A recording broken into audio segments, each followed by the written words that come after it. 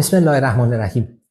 یکی از نکاتی که باید حتما به والدین عزیز تذکر داده بشه این هست که ما تا 6 ماهگی توصیه اکید داریم به استفاده از شیر مادر به عنوان تنها تغذیه برای تمام شیرخواران.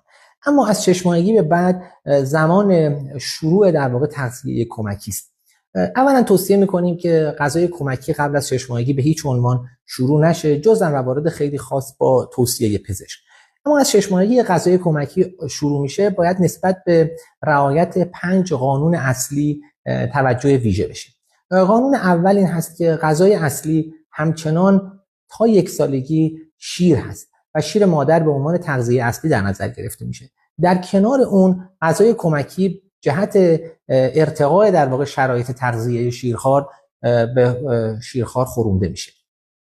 قانون دوم یا نکته دومی که باید بهش توجه بشه این هست که هر غذایی اگر قراره شروع بشه باید با حجم کم شروع بشه و بعد به تدریج این حجم افزایش پیدا بکنه.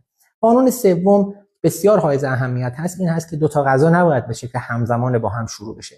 فاصله شروع 2 غذا باید حداقل 4 تا 5 روز باشه که در واقع اگر نوزاد یا شیرخوار به اون ماده غذایی حساسیت داره مشخص بشه و بعد غذای بعدی آغاز بشه.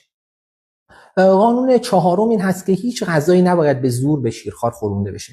اگر در واقع نوزادی یا بخش شیرخواری در واقع علاقه‌ای به استفاده از مواد غذایی نداره باید صبر بکنیم و بعد با فاصله اون رو دوباره آغاز بکنیم. و نهایتاً مواد غذایی حساسیت زا باید تا 1 سالگی شروعشون به تأخیر انداخته بشه. شیر گاو، سفیده تخم مرغ، بادام زمینی و بادام هندی، توت و توت فرنگی، اسفناج و عسل و غذاهای دریایی عمده غذاهای حساسیت زایی هستند که بهتره تا 1 سالگی شروع اونها به تأخیر بیفته. امیدوارم ان شاءالله با رعایت نکاتی که ذکر شد نسل آینده ما نسل سالم تری باشه.